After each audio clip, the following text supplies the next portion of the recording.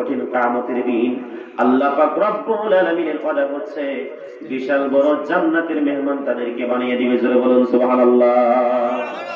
আমার বন্ধুগণ, আমার ভাইরা, 2 নম্বর আল্লাহ রাব্বুল আলামিন জানান ওয়া আমিলুস সলিহাত, ও বান্দা তোমরা যদি নেক কাজ করতে পারো, ভালো ভালো কাজগুলো যদি তোমরা করতে পারো, আমি আল্লাহ পাক রব্বুল আলামিন তার বিনিময়ে আমি আল্লাহ তোমাদেরকে জান্নাত দিব।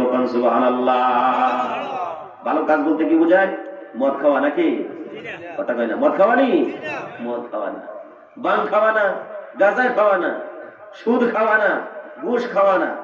ভালো কাজ বলতে যেটা গ্রামবাসীরা বাহ বাহ বলে, না লোকটা খুব ভালো, খুব আল্লাহওয়ালা, খুব আল্লাহ প্রেমিক, রসুল প্রেমিক, এই কথা যারা সাক্ষী দেয়, এই কথা যারা বলে, আমার মওলা ওই বান্দার প্রতি রাজি হয়ে যাবে। কোন সুবহানাল্লাহ। আপনার আমলটা লোক দেখানোর জন্য হলে কিন্তু হবে না। আপনার আমলটা কাকে দেখানো চাই? আল্লাহকে। আমরা যা কিছু করবো কার জন্য করবো? আল্লাহর জন্য। যত আমল করবো, নামাজ পড়ি, রোজা করি, হজ করি, যাকাত দেই, তিন মিসকিনদেরকে সহায় করি, গরিব বিধবা যত সহায় করি, আমরা কার জন্য করবো? আল্লাহর জন্য। আমার বন্ধুগণ, আমার ভাইরা, আমাদের আকীদা যদি এটা হয়ে যায়, আমাদের বিশ্বাস যদি এটা হয়ে যায় যে আমরা যা কিছু করতেছি সবকিছু আল্লাহর জন্যই, এর পরিবর্তে আল্লাহ পাক রব্বুল আলামিন নিশ্চয় এর জাযা আমাদেরকে দান করবে। দিবে না গো? জাযা দিবে।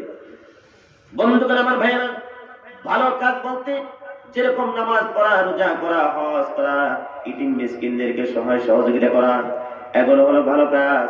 এগুলো আমাদেরকে জানতে হবে, কোন সময় কোন নামাজটা পড়তে হয়, কোন সময় কোন আমলটা করতে হয়, এগুলো আমাদেরকে জানতে হবে। কিন্তু আমরা কোনদিন উলামা হযরতের সম্মুখে যাই না, কোনদিন উলামা হযরতের সম্মুখে বসি না, নিজেকে তাকাব্বুরি করে, অহংকার করে চা দোকানে বাড়িতে বসে থাকি আর ইমাম সাহেবের বিরুদ্ধে কথা বলি, আলিম উলামাদের বিরুদ্ধে কথা বলি, তাদের কাছে আমরা যাই না। আলহামদুলিল্লাহ, অনেক মানুষ আছে আবার আলিম উলামার সঙ্গে বেশি সময় দেয়। এটা দেয় কি দেয় না? না জানা বস্তুগুলো জানার জন্য উলামা হযরতের সঙ্গে বসতে হয়। আমরা বসবো ইনশাআল্লাহ। উলামাকে ভালোবাসবো। আল্লাহ কবুল করুক। সকলে বলেন আমিন। উলামার বিরুদ্ধে কোনোদিন কথা বলবেন না, কারণ এরা হলো আলিম, এরা জান্নেওয়ালা, এদের মধ্যে কোরআনের জ্ঞান রয়েছে, এদের মধ্যে হাদিসের জ্ঞান রয়েছে। এদের বিরুদ্ধে কথা বলি, এ তো আপনি কিছু জানেন না, আমল তো কিচ্ছু নাই, আরো আলিমের বিরুদ্ধে কথা বলে আরো ঝামেলায় করবেন নাকি?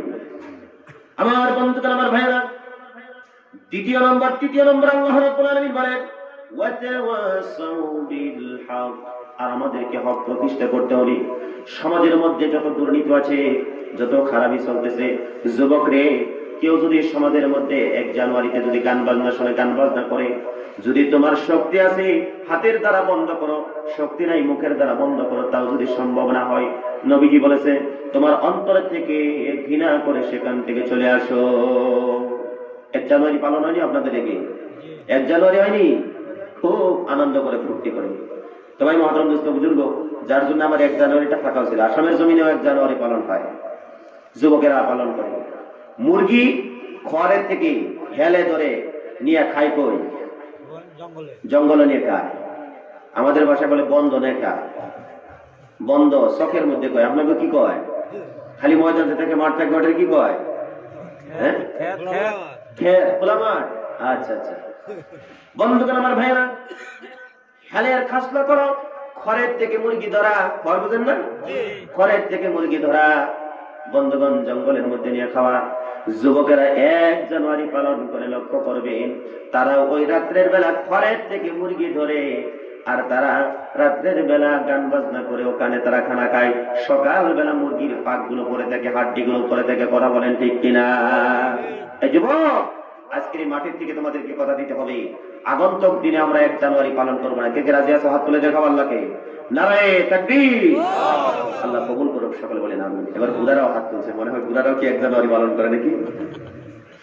আমার বন্ধুগণ, আমার ভাইয়েরা, যুবকদেরকে লক্ষ্য করে বলছি, যুবক রে, 1 জানুয়ারি পালন করো না। 1 জানুয়ারি পালন করা যাবে না, কারণ তুমি হলে মুসলমানের সন্তান, তুমি হলে মুসলমানের সন্তান, তুমি মুসলমানের ঘরে জন্মগ্রহণ করেছো। ইসলামের কালচার তোমাকে মেনে নিতে হবে। অন্য জাতির কালচার তুমি যদি মেনে যদি পৃথিবীর জমিনের মধ্যে চলাফেরা করো, কঠিন কিয়ামতের দিন আল্লাহর আসামির কাঠগড়ায় তোমাকে দাঁড়াতে হবে। কথা বলেন ঠিক কিনা? আমার বন্ধুগণ, আমার ভাইয়েরা, সেই জন্য সমাজের মধ্যে আমাদেরকে হক প্রতিষ্ঠা করতে হবে। যুবকেরা রে, অনুরোধ করে তোমাদেরকে বলে যায়, কোন যুবকেরা যদি 1 জানুয়ারি পালন করে, তাহলে সেখানে যায়া তোমরা যদি সক্ষম হয় তোমাদের হাতের দ্বারা বন্ধ করবা, মুখের দ্বারা বন্ধ করবা। না পারলে এত বড় বড় লাকড়ি হাতের মধ্যে নিয়ে যায়, বললো মাইক সেট এগুলো সব বন্ধ করনছে, চূর্ণ বিচূর্ণ করে দিব। বলবে ভাই একটু রাগ, একটু রাগ, খাম একটু, এই রাগাস কেন, এত রাগাস কেন, রাগ রাগ, আমরা আর 1 জানুয়ারি পালন করবো না, যা সব বন্ধ করে নিয়ে যাবে। আর এই যে আপনাদের মতন বুড়া মানুষগুলো যাদের দাড়ি পেকে গেছে, তারা যদি যায় বাবার এইগুলো বন্ধ করো, তাদের কথা শুনবে যুবকেরা, বলবে এই বুড়াই ঠান্ডার মধ্যে মরতে এসব কে এনে হইতো না নি, হ্যাঁ মরতে এসব কে ঠান্ডার মধ্যে গরমে উঠিটা। আমার বন্ধুগণ, আমার ভাইয়েরা, সেই জন্য আপনাদেরকে বলে যাই, সমাজের মধ্যে যদি কুকর্ম হয়, খারাপি হয়, আমরা সবাই মিলে সেটা বাধা দেওয়ার জন্য চেষ্টা করব। আল্লাহ রাব্বুল আলামিন আমাদেরকে এই পৃথিবীর জমিনের মধ্যে শ্রেষ্ঠ করে পাঠিয়ে দিলেন। আল্লাহ জানিয়ে দিলেন, কুনতুম খায়রা উম্মাতিন উখরিজাত লিন-নাস তা'মুরুনা বিল মা'রুফি ওয়া তানহাউনা আনিল মুনকার। জোরে বলুন আল্লাহু আকবার। আল্লাহ রাব্বুল আলামিন আমাদেরকে শ্রেষ্ঠ করে তৈরি করলেন, শ্রেষ্ঠ করে বানালেন। কিসের জন্য আমাদেরকে শ্রেষ্ঠত্ব দান করেছে রে বন্ধু?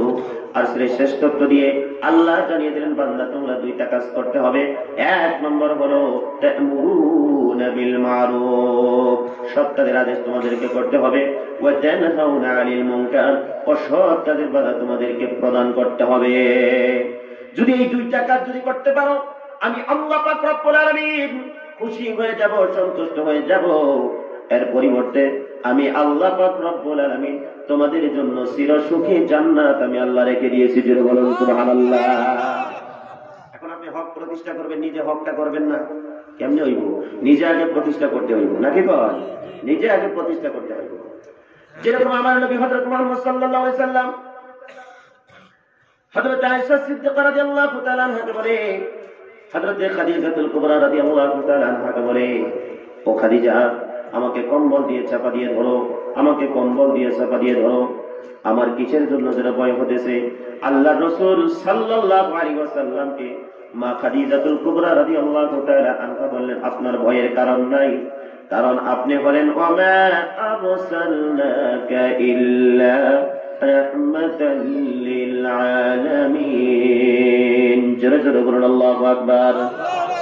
আল্লাহ রাব্বুল আলামিন জানিয়ে দিলেন নবীকে, तमाम গোটা পৃথিবীর জন্য রহমত হিসেবে আল্লাহ পাক রব্বুল আলামিন বিশ্ব নবীকে পাঠিয়ে দিলেন।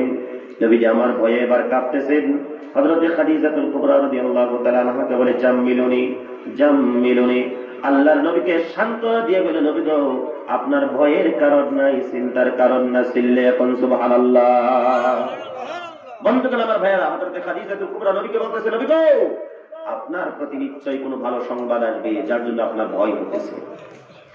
আল্লাহ পাক রব্বুল আলামিনের পক্ষ থেকে কোরআনুল কারীম থেকে 5টা আয়াত তিনি শুনলেন। বন্ধুগণ, বহুত লম্বা কথা, আমি শর্টকাট করে একটা কথা বোঝানোর জন্য এই কথাটা নিয়ে আসলাম। আল্লাহ রাব্বুল আলামিনের নবীকে আল্লাহ পাক রব্বুল আলামিন জানিয়ে দিলেন, ওয়া আনজির আশীরাতাকাল আকরাবিন। নবুয়তি প্রাপ্ত হওয়ার পরে আল্লাহ রাব্বুল আলামিন নবীকে জানিয়ে দিলেন, নবী গো, আপনার নিকটে যারা আছে তাদেরকে আপনি ভয় দেখান, তাদেরকে আপনি ভয় প্রদর্শন করুন। সুবহানাল্লাহ। আল্লাহ রাসূল সাল্লাল্লাহু আলাইহি সাল্লাম সাফা পাহাড়ের উপরে যখন উঠে গেলেন, সাফা পাহাড়ের উপরে উঠে যখন তিনি কি করতেছে, আল্লাহ রাসূলের নিকটে কারা ছিল? বন্ধুগণ, তারা হলো কুরাইশ বংশের লোক, হাশিমি গোত্রের লোক। আল্লাহ পাক রব্বুল আলামিনের নবী ওই সাফা পর্বতের উপরে, পাহাড়ের উপরে উঠিয়ে তিনি ডাকতেছে, তোমরা কে কোথায় আছো? সকলেই তোমরা পাহাড়ের নিকটে চলে আসো। আল্লাহ রাসূল সাল্লাল্লাহু আলাইহি ওয়াসাল্লামের ডাকে সবাই চলে গেলেন। চলে যাওয়ার পরে বলতেছে, মুহাম্মদ সাল্লাল্লাহু আলাইহি ওয়াসাল্লাম, আমাদেরকে কিসের জন্য আহ্বান করছো, কিসের জন্য ডাকছো? বলে, এই পরিয়ালের লোকেরা, হে হাশিম গোত্রের লোকেরা, কুরাইশ বংশের লোকেরা, তোমরা শুনো, এই পাহাড়ের নিচে তোমাদের শত্রু রয়েছে। জোরে জোরে বলুন মারহাবা। আর একটু জোরে বলুন মারহাবা। নবীজি বলতেছে, এই পাহাড়ের নিচে তোমাদের শত্রু রয়েছে। আমার বন্ধুগণ, আমার ভাইয়েরা, তখন তারা বললেন, এই শত্রুর সঙ্গে যদি আমরা মোকাবেলা করতে হয়, তাহলে আমাদেরকে কি করতে হবে? আল্লাহ রাসূল সাল্লাল্লাহু আলাইহি সাল্লাম বললেন, শত্রুর সঙ্গে যদি তোমরা মোকাবেলা করতে চাও তাহলে তোমরা সকলে মিলে আমার সঙ্গে পড়ো লা ইলাহা ইল্লাল্লাহু মুহাম্মাদুর রাসূলুল্লাহ সাল্লাল্লাহু আলাইহি ওয়াসাল্লাম। এখন নবীর সূত্র বাড়ছে না কমছে? কথা বলেন, বাড়ছে না কমছে? বাড়ছে। সেজন্য আল্লাহ রাসূল সাল্লাল্লাহু আলাইহি ওয়াসাল্লাম পাহাড়ের উপর থেকে বলছে যে এই পাহাড়ের নিচে তোমাদের শত্রু, আমাদের শত্রু রয়েছে। আল্লাহ রাসূল বললেন টেকনিক করে তোমরা সবাই পড়ো লা ইলাহা ইল্লাল্লাহ মুহাম্মাদুর রাসূলুল্লাহ। পড়ার সঙ্গে সঙ্গে এবার শত্রু হয়ে গেল, আবু লাহাব শত্রু হয়ে গেলেন। আমার বন্ধুগণ, আমার ভাইরা, মুহাম্মদ সাল্লাল্লাহু আলাইহি সাল্লামের উন্নত মানের চরিত্র ছিল। যখন ডাকলেন, ডাকার সঙ্গে সঙ্গে মুহাম্মদ সাল্লাল্লাহু আলাইহি সাল্লামের ডাকে সবাই সাড়া দিলেন। তখন বলতেছে, আপনি তো জীবনে মিথ্যা কথা বলেন নাই, আপনি তো কারোর সঙ্গে প্রতারণা করেন না, আপনি নবী তো ছোট্টবেলা থেকে লালন পালন হয়েছেন, ছোট্টবেলা থেকে বড় হয়েছেন, কোনদিন আপনার জবানের দ্বারা মিথ্যা কথা পাই নাই, কোনদিন আপনি কারোর সঙ্গে প্রতারণা করে নাই, কোনদিন কারো আপনি জবানের দ্বারা, হাতের দ্বারা, মুখের দ্বারা, অঙ্গ প্রত্যঙ্গের দ্বারা কাউকে আঘাত করে কথা বলেন নাই। আজকে আপনি যা বলবেন সব মেনে নিব। এই আগে আমার নবী সাল্লাল্লাহু আলাইহি সাল্লাম সবাইকে কলিমা পড়ানোর ইচ্ছা করেছিল, কিন্তু কত লোকেরা আল্লাহ রাসূলের কাছ থেকে কলিমা পড়ে মুসলমান হয়ে গেলেন, কিছু লোকেরা পড়লো না, যারা না পড়লো তারা আমার নবীর শত্রু হয়ে গেল। আরে আল্লাহ রাসূল সাল্লাল্লাহু আলাইহি সাল্লামের শত্রু হয়ে যাওয়ার পরে পাথরগুলো উঠায়া, কঙ্করগুলো উঠায়া যখন আমার নবী সাল্লাল্লাহু আলাইহি সাল্লামের শরীরের মধ্যে মারতেছে, বন্ধুগণ আমার ভাইরা, আল্লাহ রাসূল সাল্লাল্লাহু আলাইহি সাল্লামের শরীরের মধ্যে যখন পাথরগুলো মারতেছে রে বন্ধু, এমত অবস্থায় আল্লাহ পাক পরওয়ারদিগার আলম সঙ্গে সঙ্গে কোরআনুল কারীম থেকে আয়াত নাযিল করে দিলেন, তাব্বাত ইয়াদা আবি লাহাবি ওয়া তাব। জোরে বলুন আল্লাহু আকবার। আল্লাহ পাক রব্বুল আলামিন বলে দিলেন, যে আবু লাহাব তার হাতটা দিয়ে মুহাম্মদ সাল্লাল্লাহু আলাইহি সাল্লামের শরীরের মধ্যে পাথর মেরেছে, ওনার স্ত্রী যে পাথরগুলো আল্লাহর নবী সাল্লাল্লাহু আলাইহি সাল্লামের শরীরের মধ্যে মারছে, বন্ধুগণ আমার ভাইরা, এবার আবু লাহাবের হাতগুলো পচে গলে গলে জমিনের মধ্যে পড়েছিল। একটু জোরে বলুন সুবহানাল্লাহ। এই যুবকেরা, আমার বাবারা, সেই নবীর শরীরের মধ্যে মশা পাসি বসা হারাম ছিল গো, সেই নবী সাল্লাল্লাহু আলাইহি সাল্লামের শরীরের মধ্যে যে পাথর মারলেন, পাথর মারার দরুনে হাতগুলো পচে পচে জমিনের মধ্যে পড়ে গিয়েছিল রে বন্ধু। যেই নবীর শরীরে পাথর মারলে হাতগুলো পচে পচে জমিনের মধ্যে পড়ে যায়, সেই নবীর পক্ষে থাকা আমাদের দরকার আছে না নাই?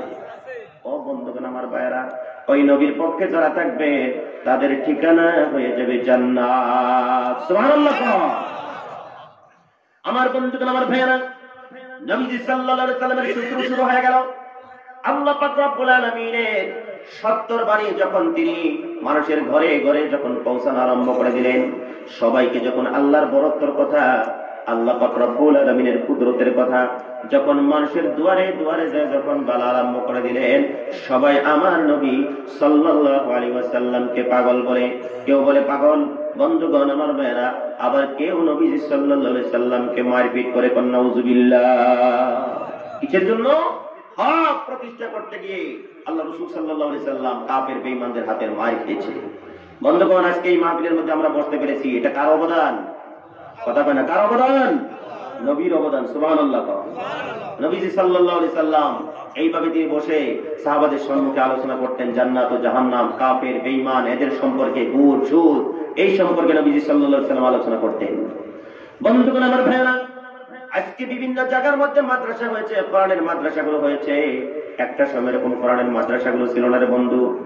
মানুষদেরকে শিক্ষা দেওয়া হতো খানকার জরিয়াতে, মানুষদেরকে শিক্ষা দেওয়া হতো কিসের জরিয়াতে? খানকার জরিয়াতে মানুষদেরকে শিক্ষা দেওয়া হতো। কিসের তালিম দেওয়া হতো? নামাজের তালিম, রোজার তালিম, হালাল হারামের তালিম খানকার জরিয়াতে দেওয়া হতো। আজকে তো আমরা খানকা বানাইয়া সেখানে কত কিছু করি।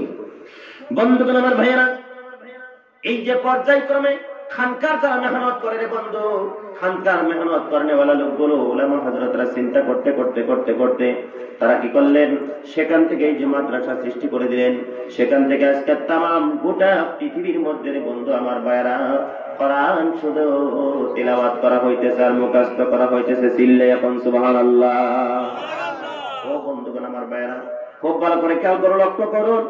যেই কোরআন শরীফ মানুষেরা যত বেশি বেশি করে তিলাওয়াত করবে গো, আল্লাহ পাক রব্বুল আলামিন সেই দেশের মধ্যে, সেই অঞ্চলের মধ্যে তত রহমত করুন আল্লাহ পাক রব্বুল আলামিন বর্ষিত করবে। বন্ধুগণ, সেজন্য আপনারা যারা আছেন কোরআন শরীফ অবশ্যই তিলাওয়াত শিখবেন। আমি বলতেছিলাম যে আমার নবী হযরত মুহাম্মদ সাল্লাল্লাহু আলাইহি সাল্লামের শত্রু এখান থেকে শুরু হয়ে গেল। আল্লাহর নবীর অপরাধ কি ছিল? যে আল্লাহর বড়ত্বর কথা লোকদেরকে বলতেন। কথা বুঝতেছেন? আল্লাহর বড়ত্বর কথা সে লোকদেরকে বলতেন, এটাই আমার নবীর অপরাধ ছিল, যার দরুনে মানুষের হাতের মার তিনি খেতে হয়েছে। নাউযুবিল্লাহ মিন যালিক। আমার বন্ধুগণ, আমার ভাইরা, একটু গভীর মনোযোগ দিয়ে শুনুন। আমার আল্লাহ কেমন আল্লাহ গো, যে আল্লাহ পাক রব্বুল আলামিন বিশ্ব নবীকে জানিয়ে দিলেন, নবী গো আপনি বলে দেন কুল হুয়াল্লাহু আহাদ।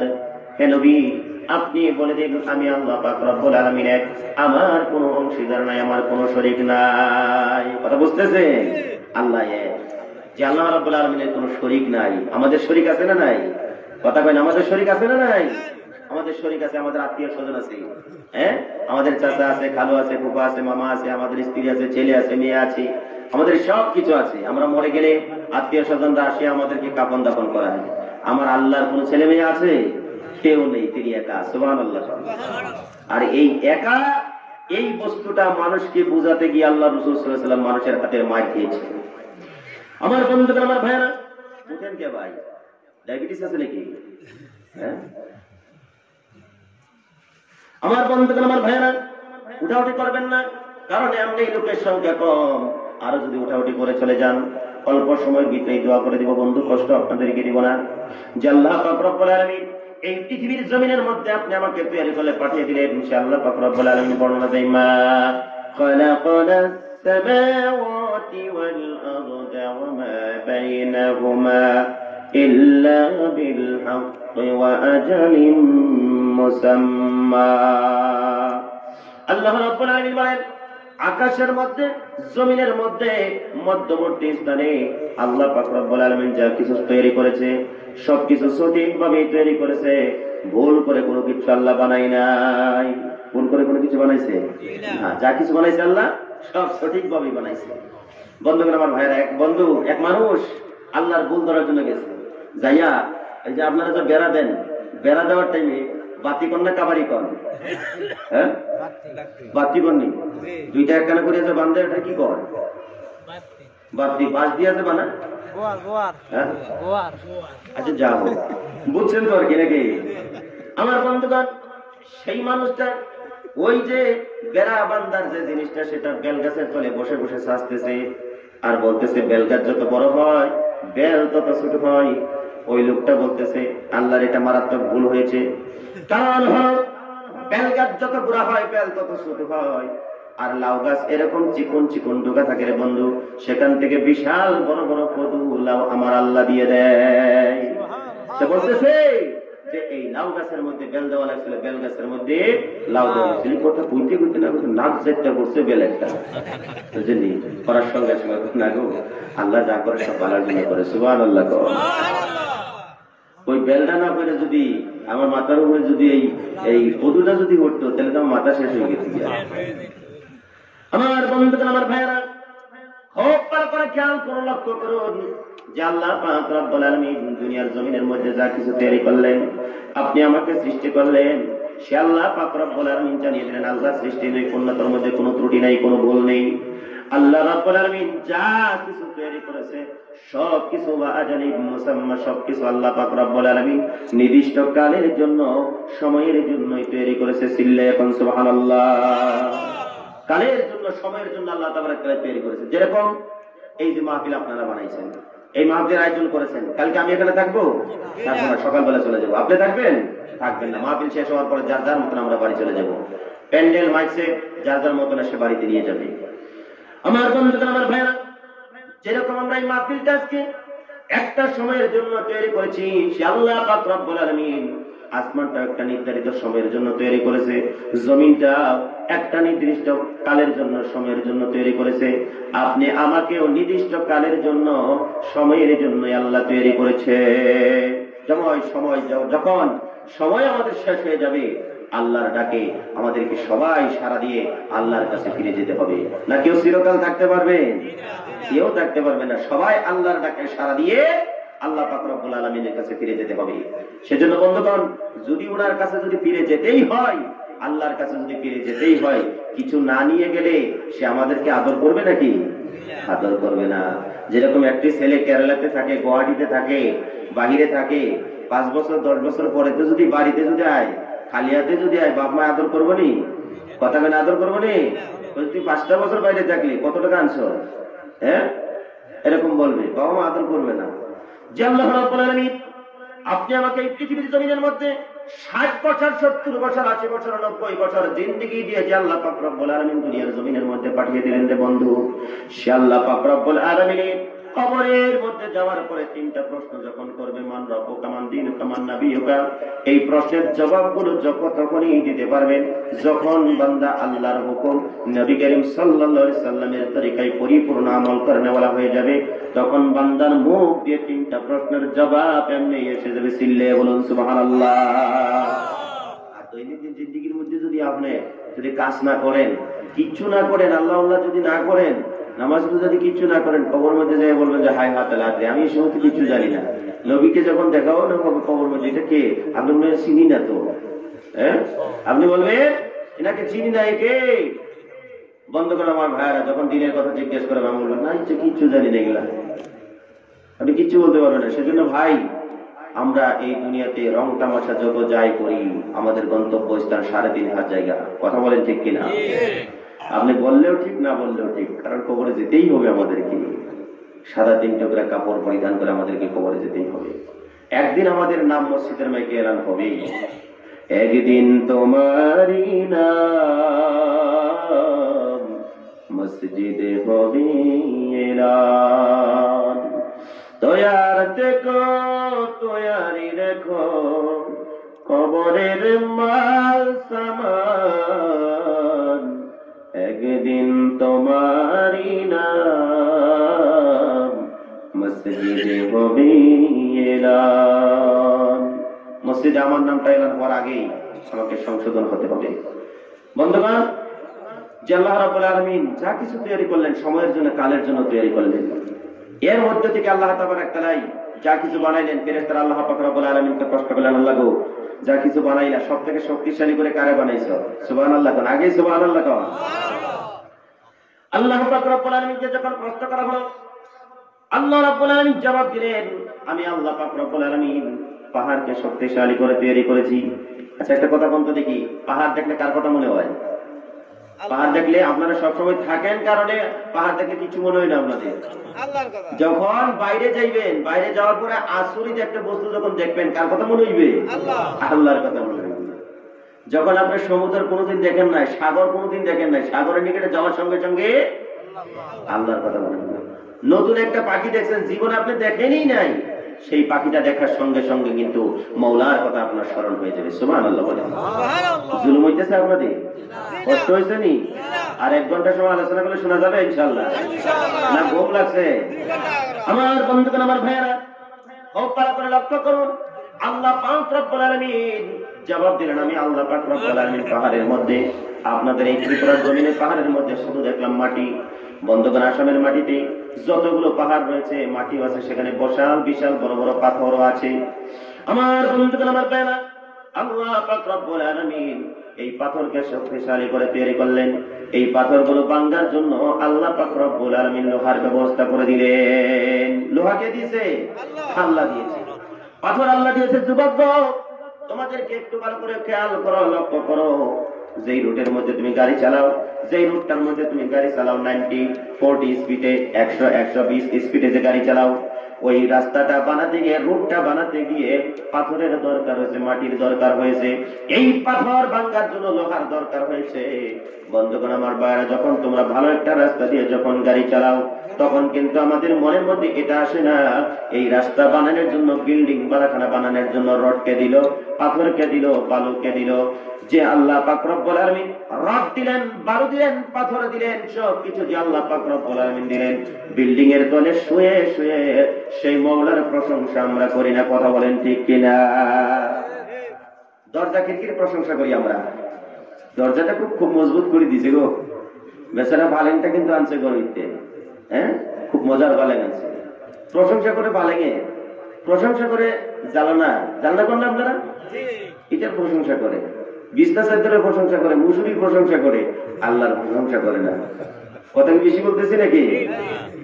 আপনার দৈনন্দিন জিন্দেগির মধ্যে যত বস্তু ব্যবহার করেন এর পিছনে কার অবদান আছে? আল্লাহর অবদান আছে। সেজন্য আপনি উঠতে বসতে চলতে ফিরতে হর হালতে কার জিকির করতে হবে? আল্লাহর জিকির করতে হবে। আমরা করবো ইনশাআল্লাহ। নবীজি সাল্লাল্লাহু আলাইহি সাল্লাম দৈনন্দিন জিন্দেগিতে চলতে ফিরতে যেরকম ভাবে চলাফেরা করেছে অনুরূপ ভাবে আমাদেরকেও চলাফেরা করতে হবে। যদি করতে পারি প্রত্যেকটা কাজের পিছনে আমাদের নেকি আল্লাহ রাব্বুল আলামিন দিয়ে দিবে। সুবহানাল্লাহ। আমার বন্ধুগণ, আমার ভাইরা, যে আল্লাহ রাব্বুল আলামিন 12 দিলেন, পাথর দিলেন, সব কিছু দিলেন যে বন্ধু, এরপরেও সব থেকে শক্তিশালী করে যে আল্লাহ পাক রব্বুল আলামিন তামাম গোটা পৃথিবীর মধ্যে যত মাখলুকাত তৈরি করেছে সবার থেকে শ্রেষ্ঠ করে উত্তম করে আল্লাহ আমাদেরকে তৈরি করেছে। সিল্লে এখন সুবহানাল্লাহ। সব থেকে শ্রেষ্ঠ করে ভালো করে কাকে বানাইছে গো? আমাকে বানাইছে, আমাদেরকে তৈরি করেছে। বন্ধুগণ, আমার ভাইরা, আজ আমার মার্কেটের ভাষা বলে আল্লাহ তাবারক তাআলা আমাদেরকে শ্রেষ্ঠ করে তৈরি করেছে। আল্লাহ রাব্বুল আলামিন সূরা তিনের মধ্যে বর্ণনা দিয়েছে, তোমাদেরকে উত্তম করে শ্রেষ্ঠ করে বানাইছে। সুবহানাল্লাহ করতেন না? আমার বন্ধুগণ, আমার ভাইরা, যে আল্লাহ রাব্বুল আলামিন আমাদেরকে এত সুন্দর করে তৈরি করলেন যে বন্ধু, যে আল্লাহ পাক রব্বুল আলামিন বলতেছে, বান্দারে তোমার চেহারাটা এত সুন্দর করলাম, ওয়াল্লাযী ইসাউবিরুকুম ফিল আরহাম, তোমার মাতৃগর্ভের ভিতরে আমি আল্লাহ তাবারক তাআলা তোমার চেহারাটাকে নিজে হাতে বানাইছি। সুবহানাল্লাহ। নিজে হাতে বানাইছি আল্লাহ রাব্বুল আলামিন। আমার বন্ধুগণ, আমার ভাইরা, সেই জন্য একটা কথা লক্ষ্য করুন, তামাম গোটা পৃথিবীর মধ্যে আপনি যত মানুষ দেখেন রে বন্ধু, আমি আসাম থেকে এসেছি, আমার চেহারাটা দেখতেছেন, আমার চেহারাটা একরকম।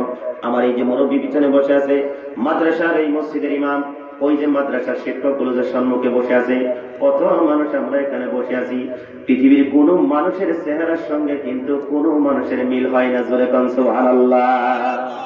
আল্লাহরে আপনি কেন বিশ্বাস করবেন না? যখন আপনি ড্রেসিং আয়নার সম্মুখে দাঁড়ান, আপনার চেহারাটা দেখলে তো এমনি আল্লাহর প্রশংসা করতে পারে যে কি রে, আমারে কালো করে বানাইছে, মুখে সুন্দর করে বানাইলো, এটা কে বানাইছে? আল্লাহই তো বানাইছে। আমারে কাটা করে বানাইছে, তারা লম্বা করে বানাইছে, এটা কে বানাইছে? আল্লাহ বানাইছে। কেউ খাটা, কেউ লম্বা, কেউ কালো, কেউ সাদা, কারো হাত নোংরা, কারো পাও নোংরা, কারো চোখ অন্ধ, কেউ কানে শোনে না, কেউ বুবা, কথা বলতে পারে না। এগুলো কার অবদান? আল্লাহর অবদান। ঘুম লাগছে আপনাদের? আমার বন্ধুগণ, আমার ভাইয়েরা, যে আল্লাহ রাব্বুল আলামিন আমাদেরকে এত সুন্দর করে তৈরি করলেন, সে আল্লাহ রাব্বুল আলামিন বলে, বান্দারে তোমার চেহারাটার সঙ্গে পৃথিবীর পুরো মানুষের চেহারার মিল আমি আল্লাহ পাক রব্বুল আলামিন দেই নাই। আহারে, এই মজলিসের ভিতরে অনেকের মা হারিয়ে গেছে, বাবা হারিয়ে গেছে। পৃথিবীর দুনিয়ার জমিনের মধ্যে যত জায়গায় আপনি ঘোরাফেরা করেন না কেন, বাবার মতন চেহারাওয়ালা মানুষ দ্বিতীয় আরেকটি আপনি কখনো পাবেন না। যেই বাবার কোলের মধ্যে আপনি পেটসাপ করেছেন, যেই মার কোলের মধ্যে আপনি পেটসাপ করেছেন, আর যেই বাবার কোলে পেটসাপ করেছেন, পায়খানা করেছেন, আপনার পেটসাপের গন্ধ, পায়খানার গন্ধ যদি সারা পৃথিবীর মানুষে যদি আপনাকে ঘৃণা করেছে, জননী মা কোনদিন আমাদেরকে ঘৃণা করে নাই। সেই মলমূত্র গুলো সাফা করে জননী মা আমাদেরকে কোলের মধ্যে নিয়ে মুখের মধ্যে সুমা লাগাইছে। বন্ধু, ওই মহাব্বতের মা যারা আজকে গহীন কবরের মধ্যে চলে গেছে, আজকের মাহফিলের থেকে মার জন্য চোখের পানি ছেড়ে ছেড়ে দোয়া করবেন, আল্লাহ আমার মা দুনিয়ার থেকে বিদায় নিয়ে অন্ধকার কবরে চলে গেছে, আল্লাহ গো সেই মার জন্য আমরা কিচ্ছু করতে পারি নাই। আজকে তোমার দরবারে ইতিমের মতো অন্ধকারে হাত বাড়িয়ে দিয়েছে আল্লাহ, আমার এক ফোঁটা চোখের পানির বিনিময় আমার বাবা মার তামাম জীবনের গুনাহ তুমি মাফ করে দাও। আল্লাহ আমাদেরকে শিক্ষা দিলেন, মার জন্য, বাবার জন্য বান্দারে দোয়া করো, অকুর রাব্বিরহামহুমা কামা রাব্বায়ানি সাগীরা। সেজন্য সম্মানিত সুধী, আপনাদেরকে একটা আহ্বান রাখলাম, সবাই আখিরি মুনাজাত নিয়ে যাবেন ইনশাআল্লাহ। মার জন্য দোয়া করবেন, বাবার জন্য দোয়া করবেন। যে আল্লাহ রাব্বুল আলামিন 2 নম্বর বললেন, বান্দারে তোমাদের যেটা হাতের রেখা দিয়েছি এই হাতের রেখা পৃথিবীর কোন মানুষের হাতের রেখার সঙ্গে মিল নাই। যুবক, তোমরা যখন মোবাইল চালাও, ওই মোবাইলের মধ্যে তোমাদের যে ফিঙ্গার লক গুলো রয়েছে, ফেস লক গুলো রয়েছে, তোমার মোবাইলটা আমি হাতের মধ্যে নিয়ে যখন আমার ফিঙ্গারটা নিচের দিকে দেই, কখনো কিন্তু ওপেন হয় না, খোলা হয় না। আল্লাহ রাব্বুল আলামিন জানিয়ে দিলেন, বান্দারে, আমি আল্লাহ পাক রব্বুল আলামিন তোমাদের হাতের মধ্যে সিকিউরিটি লাগিয়ে দিয়েছি, তোমাদের চেহারার মধ্যে আমি আল্লাহ পাক রব্বুল আলামিন সিকিউরিটি লাগিয়ে দিয়েছি। আল্লাহ জানিয়ে দিলেন, বান্দারে, তোমাদের কণ্ঠর মধ্যে আমি আল্লাহ পাক রব্বুল আলামিন সিকিউরিটি লাগাইছি। জোরে কোন সুবহানাল্লাহ। আমি কথা বলতেছি, আমার আওয়াজ একরকম, আমার পূর্বে কাসিমি সাহেব কথা বলেছিলেন, উনার আওয়াজ একরকম, তার আগে একজন কথা বলেছে, তার আওয়াজ একরকম। আপনারা যে সকলেই মিলে সুবহানাল্লাহ বলতেছেন, সবার আওয়াজ কিন্তু একরকম না, ভিন্ন ভিন্ন আওয়াজ আল্লাহ তাবারক তাআলা দিয়েছে। একটু জোরে কইতেন না সুবহানাল্লাহ। সুবহানাল্লাহ কইতে কইতে গিয়া কিটা লাগলে এই তাবারক আছে নি শেষে? আলহামদুলিল্লাহ। তাহলে চিন্তা কি? তো সুবহানাল্লাহ জোরে কইবেন, আলহামদুলিল্লাহ জোরে কইবেন, নাউজুবিল্লাহ জোরে কইবেন। কিদা লাগবো, কিদা লাগার পরে খায়া যায় উঠবেন, ফজরের নামাজ ঘুমের করে যাইবো। আল্লাহও জানতো না, ফেরেশতাও জানতো না। আল্লাহও জানবো, ফেরেশতাও জানবো বটে, আপনি জানতেন না। কথা কোন ঠিক কিনা?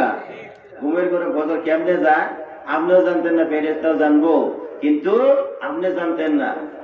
ফেরেশতাও জানবো, আল্লাহও জানবো যে কি ঘুমের করে ফজর যায়। মারহাবা কোন। আমার বন্ধুগণ, আমার ভাইরা, সম্মানিত সুধী, খুব ভালো করে খেয়াল করে লক্ষ্য করুন, এই যে আল্লাহ পাক রব্বুল আলামিন আমাদেরকে এতগুলো সিকিউরিটি লাগিয়ে দিলেন, কেন আমরা আল্লাহকে বিশ্বাস করবো না? কেন আল্লাহর দাসত্ব করবো না? কেন আল্লাহর গোলামি করবো না? রে বন্ধু, সে আল্লাহর দাসত্ব, সে আল্লাহর গোলামি আমরা অবশ্যই অবশ্যই করতে হবে। ও বন্ধুগণ, আমার ভাইরা, সে আল্লাহ রব্বুল আলামিনের দাসত্ব গোলামি যদি আমরা করতে পারি, আল্লাহ পাক রব্বুল আলামিন ওয়াদা দিয়েছে আমাদেরকে জান্নাত দিবে। বন্ধুগণ, আল্লাহর বড়ত্বের কথা, আল্লাহ পাক রব্বুল আলামিনের কুদরত কি আপনাদেরকে শোনাই, বক্তব্য গভীর মনোযোগ দিয়ে শুনেন। আল্লাহ জানিয়ে দিলেন, কুল আরাআইতুম ইন আখাযাল্লাহু সামআকুম ওয়া আবসারাকুম ওয়া খাতামা আলা কুলুবিকুম মান ইলাহুন গায়রুল্লাহ। আল্লাহ রাব্বুল আলামিন বলেন, নবীগণ, আপনি বলে দেন, বান্দাদেরকে আমি আল্লাহ দুইটা কর্ণ দান করেছি, বান্দাদেরকে দুইটা চক্ষু দান করেছি, একটা অন্তঃকরণ আমি আল্লাহ পাক রব্বুল আলামিন বান্দাদেরকে দান করেছি। আমার বন্ধুগণ, আমার ভাইরা, আমার আল্লাহ যদি এমনটা করত, দুইটা কান যদি আমাদেরকে আল্লাহ বদির করে দিত, দুইটা চোখ যদি আল্লাহ পাক রব্বুল আলামিন যদি অন্ধ করে দিত, এই রুটের মধ্যে 90-40 স্পিডে আমরা কখনো গাড়ি চালাতে পারতাম না। কথা বলেন ঠিক কিনা? মহব্বতের স্ত্রীকে দেখতে পারতাম না, ছেলেকে দেখতে পারতাম না, মেয়েকে দেখতে পারতাম না, বাবাকে দেখতে পারতাম না, আত্মীয়কে দেখতে পারতাম না, অন্ধ হিসাবে হেঁটে হেঁটে যাওয়া লাগতো আমাদের। কত জুলুম হতো। আর এই পাহাড়িয়া অঞ্চল আসতে খুব জুলুম হতো, চলাফেরা করতে আপনাদের খুব অসুবিধা হতো। আমার বন্ধুগণ, আমার ভাইরা, আল্লাহ রাব্বুল আলামিন বলে, বান্দারে, 3 নম্বরে তোমাদেরকে একটা অন্তঃকরণ দিয়েছে, একটা মন আমি আল্লাহ পাক রব্বুল আলামিন দিয়েছি। নবীজি বলে, কুল্লু বানি আদম খাতাউন, এই অন্তরটা দেওয়ার দুনে বান্দা গুনাহের কাজগুলো করে। কথা বুঝতেছে? এই যে মনটা আল্লাহ দিছে, এই মনটা আল্লাহ যদি না দিত, আমরা কোনো ভাবেই করতাম না, কোনো গুনাই করতাম না। এই মনে যে কত কথা কয়, আপনি ওয়াজে বসে আছেন, আপনার রুহটা খেতার তলে গেছে গিয়া। কত কত মানুষের তো পুরা বিড়ি মিশা লাগিয়ে গেছে যে হুজুর ওয়াজ সারে না গিয়া, ওয়াজ সারলেই বিড়ি টান মারা হয়। আমার বন্ধুগণ, আমার ভাইয়েরা, এই যে মনের যেটা পরিবর্তন, বন্ধুগণ আমার ভাইয়েরা, সেজন্য আপনাদেরকে বলি, আমার ইউটিউবে বক্তব্যের মধ্যে হয়তো শুনেছেন, বন্ধুগণ আমার ভাইয়েরা, এই যে অন্তর আল্লাহ পাক রব্বুল আলামিন আপনি আমাকে দান করলেন, এই অন্তরটা যদি না দিত, মনটা যদি না দিত, আমরা গুনাহের কাজ করতাম না। এই পৃথিবীর জমিনের মধ্যে আমি সহ যত মানুষ রয়েছে বন্ধু, সমস্ত মানুষই বলো পাগল। এবার বলবেন, হুজুর, আসামের জমিন থেকে আসিয়া ত্রিপুরাবাসীকে আপনি পাগল বলবেন? আমরা সবাই শিক্ষিত লোক বসে আছে, এটা তো মানায় নাই। পাগল আমরা কিরকম করে? আমি সহ বলেছি, আমি সহ পৃথিবীর জমিনের মধ্যে যত মানুষ আছে বন্ধু, হিন্দু বলেন, খ্রিস্টান বলেন, ইহুদি বলেন, নাসারা বলেন, জন বলেন, কিবা বলেন, টার্বি বলেন, দেউরি বলেন, মিসিং বলেন, যত সম্প্রদায় এই পৃথিবীর জমিনের মধ্যে রয়েছে, সমস্ত মানুষই হলো পাগল। কেউ বা খানার পাগল, কেউ আছে না নাই? কেউ খানার পাগল। দেখবেন 1.5 কেজি মাংস খায়, 1.5 কেজি গোস্ত খায়, খাওয়ার পরে তো আমার আর মিটছে না, বুঝছেন নি? 1.5 কেজি মাংস খাওয়ার পরে আমার স্বাদ মিটছে না, আরো দেও। আছে যদি 5 সালের ভাত খায়, খাওয়ার পরেও আমার এখনো মানে উদরটাই পড়ছে না এখনো পর্যন্ত। আমার বন্ধুগণ, আমার ভাইয়েরা, এই পৃথিবীর জমিনের মধ্যে কেউ আছে খানার পাগল, কেউ আছে গাড়ির পাগল, কেউ আছে বাড়ির পাগল, কেউ আছে নারীর পাগল, কেউ আছে না নাই? বন্ধুগণ, আমার ভাইয়েরা, কেউ আছে গেম খেলানোর পাগল, কেউ আছে লেখাপড়া করার পাগল। বন্ধুগণ, কত মুরব্বী আছে গো, এক মোটা বিড়ি আর একটা মেসের পাগল আছে না না? কত কত মুরব্বী আছে, এক মোটা বিড়ি আর একটা মেসের পাগল। বাস, আমার বাড়ির নিকটের কথা বলছি। এক বেটায় বিড়ির নিশা 1.5 বিঘা মাটি বন্ধক ছিল। আপনাদের বাসায় কি কর? বন্ধক করেননি? বন্ধক ছিল বিড়ির নিশায়। এত নিশা ওড়ার বিড়ি খাওয়ার লেগে। আমার বন্ধুগণ, আমার ভাইয়েরা, যুবক রে, আমি প্রথমেই বলেছি সব নিশা ভালো না। বন্ধুগণ, আমার ভাইয়েরা, যাদের গেম খেলানির, বন্ধুগণ যারা গেম খেলার পাগল, যারা ক্যারাম খেলার পাগল, বন্ধুগণ যারা গাড়ির পাগল, বাড়ির পাগল, নারীর পাগল, তারা গাড়ি পাইবা, বাড়ি পাইবা, নারী পাইবা, গেম পাইবা। বন্ধুগণের ভিতরে একদল মানুষ আছে গো, তারা হলো আল্লাহ এবং মদিনার কামলেওয়ালা নবীর পাগল। জোরে বলুন সুবহানাল্লাহ। যারা আল্লাহ এবং নবীর পাগল, তারাই হলো পৃথিবীর জমিনের মধ্যে সবথেকে শ্রেষ্ঠ ভালো। আর এই ভালো লোকদের জন্যই আল্লাহর ওয়াদা হচ্ছে, ফুলসিরাতের রাস্তা তারা বিজলির আকারে পার হয়ে যাবে। সিল্লে এখন সুবহানাল্লাহ। এখন নিজেকে এখানে বসে বসে কল্পনা করেন যে আমার দৈনন্দিন জিন্দেগিতে আমি কতটা ভালো কাজ করেছি, এর বিনিময়ে আমাকে আল্লাহ তাআলা কি দিবে। আমার জিন্দেগিতে আমি কত ওয়াক্ত নামাজ ফরজ করে দিয়েছি, ছেড়ে দিয়েছি, কত মুরব্বীকে আমি গালি দিয়েছি। বন্ধুগণ, আমার ভাইয়েরা, আমার জরিয়াতে মানুষের কি উপকার হয়েছে, এই সার্টিফিকেট আপনি জান্নাতি না জাহান্নামী। এবার ফুলসিরাতের রাস্তা আপনি নিজে পার হতে পারবেন কি পারবেন না, নিজের সার্টিফিকেট এই জায়গার মধ্যে বসে বসে আপনি দিতে পারবেন। আমার বন্ধুগণ, আমার ভাইয়েরা, সেই জন্য আপনাদেরকে বলে যাই, আপনারা যতই বদকার হন না কেন, যতই গুনাহগার হন না কেন, নবীজি বলেছে ওয়া খায়রুল খাত্তাইনা ওয়াত তাওয়াবুন, যদি কোন আল্লাহর বান্দা যদি তওবা করে, যদি আল্লাহর পথে যদি ফিরে আসে, ওই মানুষগুলোই হলো শ্রেষ্ঠ ভালো। জোরে বলুন সুবহানাল্লাহ। গুনাহের কথা স্মরণ করে আমাদেরকে তওবা করতে হবে।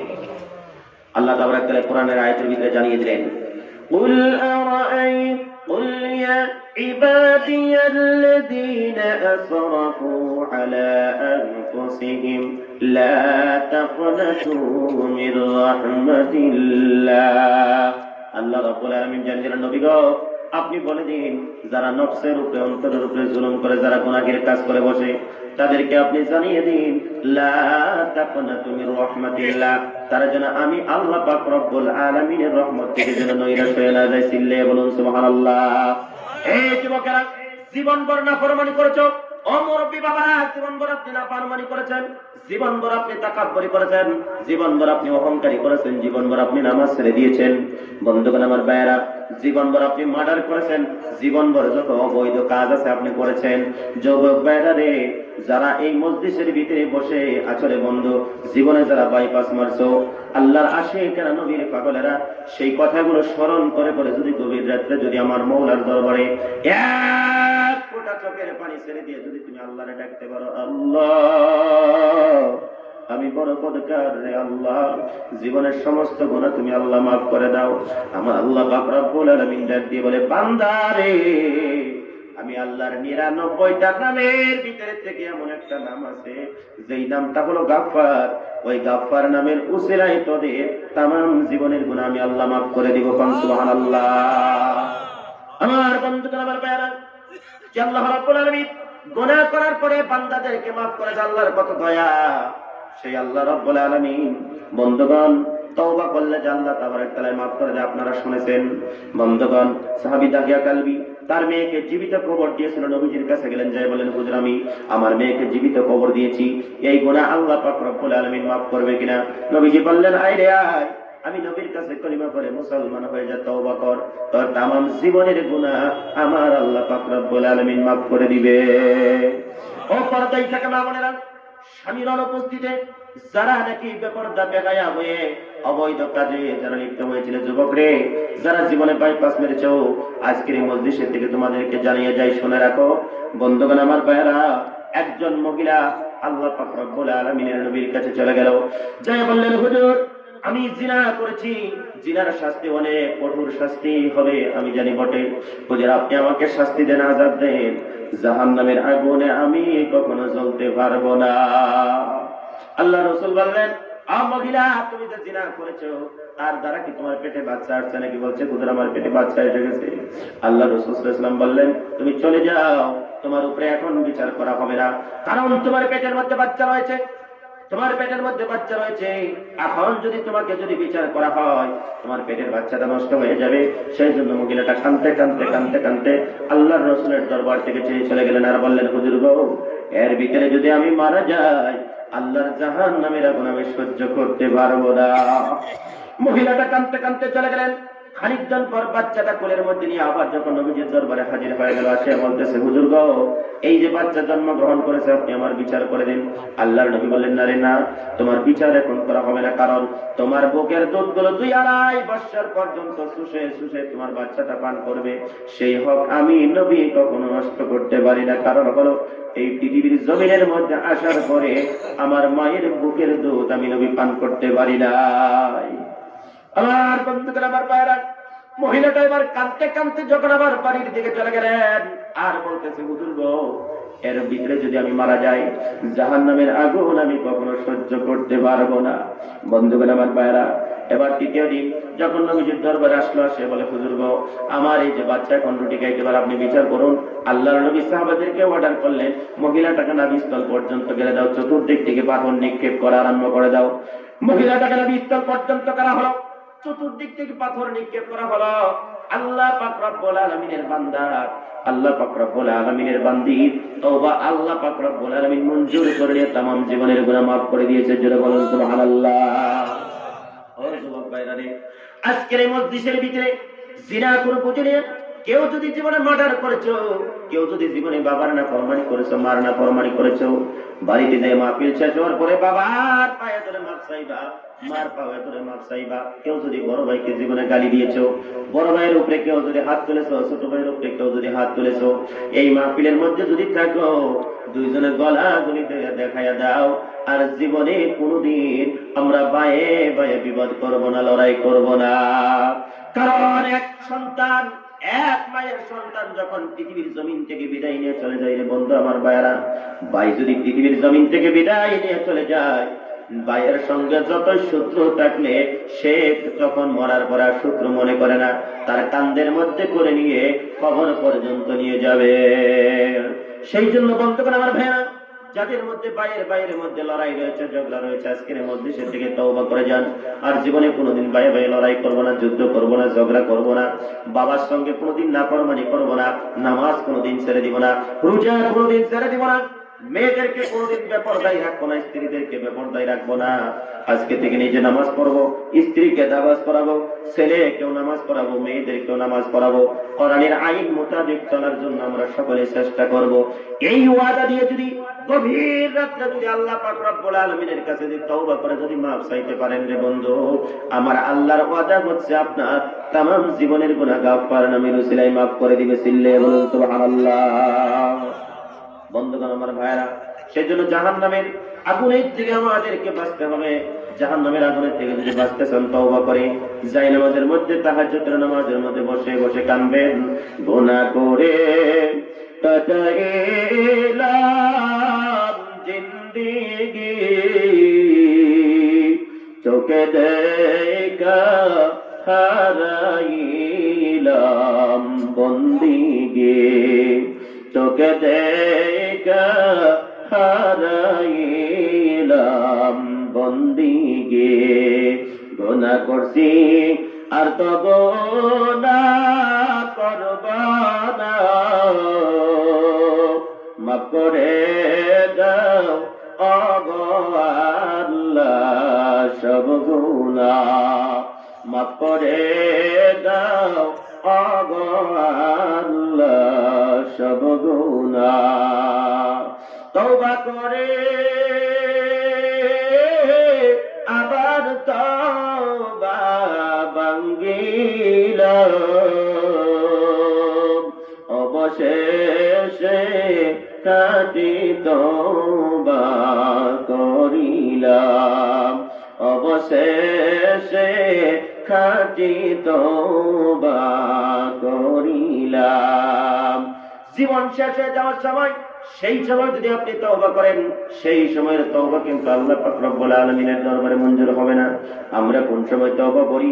যেই সময় আমাদের জবানটা বন্ধ হয়ে যায়, কথা বলতে পারেন রে বন্ধু, সেই সময় আমরা তওবা করি, সেই সময়ের তওবা কিন্তু আল্লাহর দরবারে মঞ্জুর হবে না। মৃত্যুর জাকান্দায় যখন শরীরের মধ্যে শুরু হয়ে যায়, মালাকুল মউত আজরাইল যখন নিকটে হাজির হয়ে যায়, সেই সময় যদি আমরা তওবা করি রে বন্ধু, সেই সময়ের তওবা কিন্তু আল্লাহর দরবারে মঞ্জুর হবে না। সেজন্য ভাই, শরীরের মধ্যে শক্তি থাকা অবস্থায়, জোয়ান থাকা অবস্থায় এখনো সময় আছে, আমরা তওবা করে আল্লাহর পথে ফিরে আসি। আল্লাহ রাব্বুল আলামিন আমাদেরকে অবশ্যই মাফ করে দিবেন। আমরা তওবা বেশি বেশি করে করব ইনশাআল্লাহ। আল্লাহ তৌফিক দান করুক, সকলে বলেন আমিন। আমার বন্ধুগণ, আমার ভাইরা, আমি লম্বা চূড়া করবো না দাদু, যারা বাহিরে আছেন সকলে প্যান্ডেলের ভিতরে চলে আসুন। অল্প সময়ের ভিতরে দোয়া করে দিব। বন্ধু আমার ভাইরা, একটা লোক ওঠাউঠি করবেন না, বসে থাকেন। অল্প সময়ের ভিতরে দোয়া করার জন্য চেষ্টা করব। যে আল্লাহ রাব্বুল আলামিন আপনি আমাকে এই দুনিয়ার জমিনের মধ্যে বানায়া পাঠিয়ে দিলেন রে বন্ধু, সে আল্লাহ পাক রব্বুল আলামিন যুগে যুগে নবী পাঠাইছে, রাসূল পাঠাইছে রে বন্ধু। যে হুজুর পাক সাল্লাল্লাহু আলাইহি ওয়াসাল্লাম এই পৃথিবীর জমিনের মধ্যে আসার পর আমি এত লম্বা চলার দিকে যাব না। আল্লাহর নবী, তু জাহানের নবী, রাহমাতুল লিল আলামিন, মক্কা থেকে মদিনায় হিজরত করেছিলেন। আপনারা জানেন যে নবী সাল্লাল্লাহু আলাইহি সাল্লাম মক্কা থেকে হিজরতের সময় আমার নবী সাল্লাল্লাহু আলাইহি সাল্লাম খানে কাবার দিকে বারবার তাকাইছিলেন। তাকে বলছিলেন, আরে খানা কাবা, আমার বড় আশা ছিল তোর পাশে থাকবো, তোর খেদমত করবো, কিন্তু নিষ্ঠুর বেঈমানেরা পাশানেরা তোর পাশে আমাকে থাকতে দিল না। আমার নবী জন্মভূমি মক্কা ছেড়ে যেদিন মদিনার দিকে হিজরত করেছিলেন, আমার নবী সাল্লাল্লাহু আলাইহি সাল্লাম জন্মভূমি মায়ায় নবী আমার চোখের পানি ছেড়ে ছেড়ে কান্না করে করে বন্ধুগণ কাঁদতে কাঁদতে মদিনার দিকে চলে গেলেন। বন্ধুগণ, মদিনাবাসীরা কাতার বেঁধে বেঁধে, লাইন বেঁধে বেঁধে দাঁড়িয়ে গেলেন। যেরকম আমাদের মধ্যে মন্ত্রী মিনিস্টার আসলে, চেয়ারম্যান আসলে যেরকম আমরা তাদেরকে স্বাগতম জানাই, ধন্যবাদ জানাই রে বন্ধু, ওরকম আমার নবীকে স্বাগতম ধন্যবাদ জানানোর জন্য সমস্ত মদিনাবাসীরা কাতার বেঁধে বেঁধে, লাইন বেঁধে বেঁধে দাঁড়িয়ে গেছে। বন্ধুগণ, যখন নবীজি সাল্লাল্লাহু আলাইহি সাল্লাম মদিনার জমিনের মধ্যে যখন চলে গেলেন, কেউ বলতেছে হুজুর আপনি আমার বাড়িতে আসুন, আবার কেউ বলে হুজুর আপনি আমার বাড়িতে আসুন। আল্লাহ রাসূল সাল্লাল্লাহু আলাইহি সাল্লাম বলেন, না না না, আমি কারো বাড়িতে যাব না, কারণ আমার একটা উট আছে, সেই উটটা যার বাড়ির মধ্যে বসে পড়বে আমি নবী তার বাড়ির মধ্যেই আশ্রয় নিব। আল্লাহ রাসূল সাল্লাল্লাহু আলাইহি ওয়াসাল্লামের উট যাইতে যাইতে যাইতে যাইতে হযরত আবু আইয়ুব আনসারী রাদিয়াল্লাহু তাআলা আনহুর বাড়ির মধ্যে যখন বসে পড়লেন, নবীজি সেখানেই রইলেন। থাকার পর নবীজি চিন্তা করতেছে ওনার বাড়ির কথা, ওনার আত্মীয় স্বজনের কথা চিন্তা না করে নবীজি সাল্লাল্লাহু আলাইহি ওয়াসাল্লাম চিন্তা করতেছে এই জায়গার মধ্যে একটা আল্লাহর ঘর, মসজিদ নির্মাণ করতে হবে। জোরে কোন সুবহানাল্লাহ। আমার বন্ধুগণ, আমার ভাইরা, যখন নবীজি সাল্লাল্লাহু আলাইহি ওয়াসাল্লাম এই চিন্তা করলেন, করার পরে একটু জায়গা, একটু জমি ওনার পছন্দ হয়ে গেল, ভালো লেগে গেল।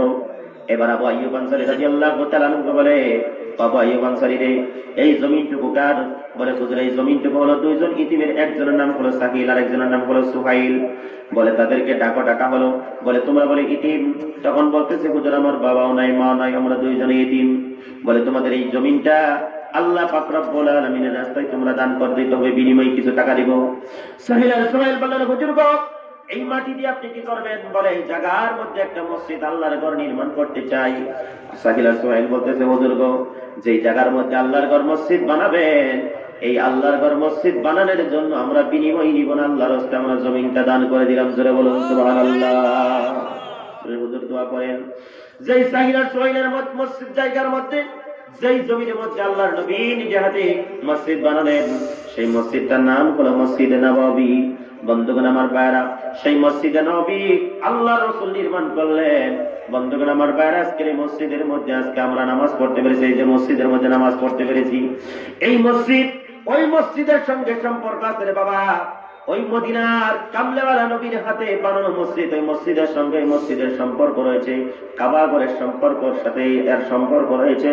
এই ঘরটাকে যারা ভালোবাসবেন, মহব্বত করবেন, নবী আমার বলেছে, মান বানা লিল্লাহি মাসজিদান বানাল্লাহু লাহু বাইতান ফিল জান্নাহ। যারা আল্লাহ পাক রব্বুল আলামিনের ঘর বানায় দেয়, নবীজি ফরমান তাদের জন্য জান্নাতের মধ্যে বালাখানা নির্মাণ হয়ে যায়। আজকের মজলিসের মধ্যে আপনাদেরকে কষ্ট দিব না দাদু। এমন একজন মানুষ চাই, হুজুর আমার বাবা নাই, মা নাই, অন্ধকার কবরের মধ্যে চলে গেছে। এই মসজিদ আল্লাহর ঘর নির্মাণ করার জন্য আমার দৈনন্দিন জিন্দেগির কামাইয়ের মধ্য থেকে আমি 12 মাসে 12,000 টাকা আল্লাহর ঘর মসজিদের জন্য দান করে দিব।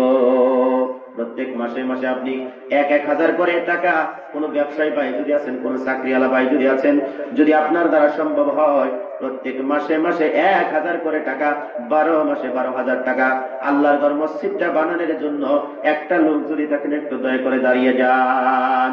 আমার বন্ধুগণ, আমার ভাইয়েরা, নবীজি বলেছেন 3 জনের যা কবল হয়ে যায়, একজন হলো মুসাফির, একজন হলো বাবা মা, আর একজন হলো মজলুম। এই 3 জন যদি দোয়া করে এদের দোয়া আল্লাহ পাক রব্বুল আলামিনের দরবারে মঞ্জুর হয়ে যাবে। এক হলো যাদের বাবা নাই, মা নাই, আপনি দাঁড়ায় যান, আপনাকে নিয়ে আপনার মার জন্য, বাবার জন্য একটু গভীর রাত্রে দোয়া করতে চাই। 2 হলো যাদের বাবা বেঁচে আছে, মাও বেঁচে আছে, আমিও দোয়া করবো মুসাফির হিসাবে, আপনার মা বাবাও আপনার জন্য দোয়া করবে। মাশাআল্লাহ, কি নাম আপনার? হাজী নুরুল হক সাহেব। নারে তাকবীর, নারে তাকবীর। ওনার আব্বা আম্মি আসেনি? একটু হাত তুলে দোয়া করে আল্লাহুম্মা আমিন। রব্বানা যালামনা আনফুসানা ওয়া ইল্লাম তাগফির লানা ওয়া তারহামনা লানাকুনান্না মিনাল খাসিরিন। ও আল্লাহ, আকাশের মালিক, গভীর রাত হয়ে গেছে, মাবুদ মুসাফির হইয়া, আয় আল্লাহ রব্বুল আলামিন, আসামের জমিন থেকে এসে রব্বুল আলামিন ত্রিপুরার জমিনে, আয় আল্লাহ তোমার এক বান্দা এমন পেয়ে গেল মসজিদের জন্য। আয় আল্লাহ, হাজী নুরুল হক সাহেব রব্বুল আলামিন 12 মাসে 12,000 টাকা দিবে, তার নগদ 5,000 টাকা দান করে দিল। আল্লাহ, বাবা নাই, মা নাই, অন্ধকার কবরের মধ্যে আল্লাহ দানের খাতিরে ওনার বাবা মার কবরটাকে তুমি রিয়াজুল জান্নাতে পরিণত করে দাও। ও আল্লাহ, কাছের মালিক হাজী নুরুল ইসলাম সাহেব রব্বুল আলামিন তোমার বরকত করেছে, নবীজির রওজায় দাঁড়ায় সালাম দিয়েছে। রে আল্লাহ রব্বুল আলামিন, এখন আরো বয়স আছে, আল্লাহ আমি মুসাফির হিসেবে দোয়া করি, আল্লাহ রব্বুল আলামিন দয়া করে আরেকটি বার তোমার, ইয়া আল্লাহ, তোমার নবী সাল্লাল্লাহু আলাইহি ওয়াসাল্লামের রওজাটা দর্শন করার তৌফিক দান করে দিও। রব্বুল আলামিন কামাইতে বরকত দাও, রুজিতে বরকত দাও, জমি জামার মধ্যে বরকত দিয়ে দাও, আমিন বিরহমাতিকা ইয়া আরহামার রাহিমিন। ও আল্লাহ, রাশিকেরা, নবীর পাগলেরা, কে আছো গো? 2 নম্বর একটা লোক দয়া করে দাঁড়িয়ে যান, হুজুর আমার মা নাই, বাবা নাই, আমি আল্লাহকে ওয়াস্তে 12 মাসে 12,000 টাকা আল্লাহর ঘর মসজিদটা নির্মাণ করার জন্য দান করে দিব। কোন ব্যবসায়ী ভাই যদি আছেন, কোন চাকরিওয়ালা ভাই যদি আছেন, একটু দয়া করে এই গুনাহগারের সঙ্গে একটু মোলাকাত করে যান। আর জীবনে দেখা হতেও পারে, নাও হতে পারে রে বন্ধু। কে আছেন গো বন্ধু? 2 নম্বরে একটা লোক এটা দেন, কারণ আল্লাহ জানিয়ে দিলেন ওয়া খালাকনাকুম আজওয়াজা। আমার আল্লাহ রাব্বুল আলামিন এই পৃথিবীর জমিনের মধ্যে যা কিছু বানালেন সব জোড়ায় জোড়ায় তৈরি করেছে, সেই জন্য জোড়াকে আল্লাহ ভালোবাসে। আল্লাহ আসমান বানালেন, জমিন বানালেন, নারী বানালেন, পুরুষ বানালেন, যা কিছু বানাইছে সব আল্লাহ জোড়াই জোড়াই তৈরি করেছে। 2 নম্বরে ইনশাআল্লাহ 12 মাসে 12,000 টাকা দিবার মতন কোন একটা আল্লাহর বান্দা যদি থাকেন, দয়া করে একজন মানুষ চলে আসুন 2 নম্বরে। আমি আপনার জন্য কলিজা ভরে গভীর রাত্রে দোয়া করতে দিতে চাই, কারণ আল্লাহর ঘর মসজিদের অনেক কাজের বাকি আছে ইনশাআল্লাহ। কি নাম না? গোলাম মুস্তাফা। বাবা মা আছেন? নারায়ে তাকবীর, নারায়ে তাকবীর। একটু হাত তুলে দোয়া করুন বাবা মানে। আল্লাহুম্মা আমিন। রব্বানা যালামনা আনফুসানা ওয়া ইল্লাম তাগফির লানা ওয়া তারহামনা লানাকুনান্না মিনাল খাসিরিন। ও আল্লাহ, কাশের মালিক, গভীর রাতে তোমার দরবারে তোমার আরেকটি বান্দা গোলাম মুস্তাফা রব্বুল আলামিন বাবার থেকে টিম, মার থেকে টিম হয়ে গেছে। আরে 12 মাসে 12,000 টাকা দিবে, নগদ 1,000 টাকা দিয়েছে, বাকি টাকাটা পরে দিবে। দানের খাতিরে কবুল করে নিয়ে ওনার আব্বা আম্মির কবরের মধ্যে তোমার রহমতের চাদরটা তুমি দয়া করে বিছিয়ে দাও। রব্বুল আলামিন কামাইতে বরকত দাও, রুজিতে বরকত দাও, জমি জামার মধ্যে বরকত দিয়ে দাও, হজ্জের জন্য কবুল করো। মাওলাই কারীম কঠিন কিয়ামতের দিন, যেদিন জমিনটা তাওয়ার মতো লাল হয়ে যাবে, আল্লাহ মানুষের মাথার উপরে সূর্য চলে আসবে রে আল্লাহ, ওই মুসিবতের সময় ইয়া আল্লাহ তোমার বান্দার জন্য, তোমার বান্দার পরিবারের সকলের জন্য ইয়া আল্লাহ তোমার আরশের নিচে একটু জায়গা করে দিও। ও আল্লাহ, তোমার যদি দয়া হয়, আমরা যারা মাহফিলে বসে আমিন আমিন বলতেছি, আল্লাহ আমাদের সবাইকে তোমার ওই ইয়া আল্লাহ তোমার রহমতের নিচে একটু জায়গা করে দিও। বিরহমাতিকা ইয়া